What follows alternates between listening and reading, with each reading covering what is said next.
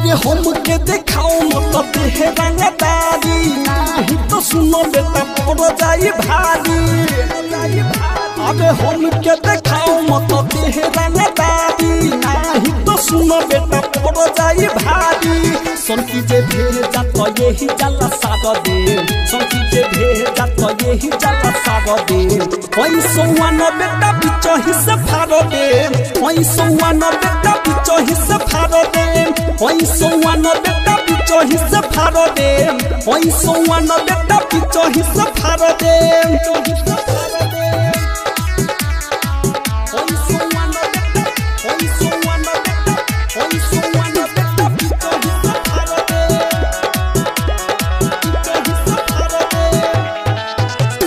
सुखल ते हो बड़ो हमसे अझुराई दे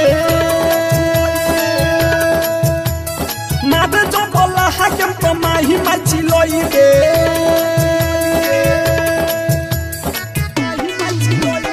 रे सारा सुन तो सुखल ते हो बड़ो हमसे अझुराई दे मादे जो बोला हाकम तो माही माची लोई दे। चढ़ल गरमी सहारा दे झाड़ दे चढ़ल गरमी सहारा दे झाड़ दे। ओई सोवान बेटा बिचो हिस्से फाड़ दे ओई सोवान बेटा बिचो हिस्से फाड़ दे ओई सोवान बेटा बिचो हिस्से फाड़ दे ओई सोवान बेटा बिचो हिस्से फाड़ दे।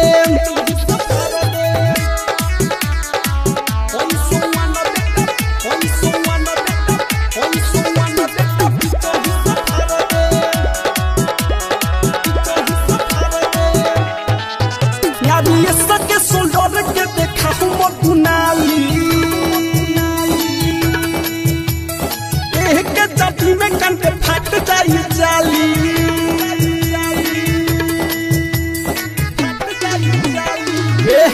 सुन सोनू संदीप के देखा हूँ गुनाली एक जाति में कंटे फाट जाई जाली।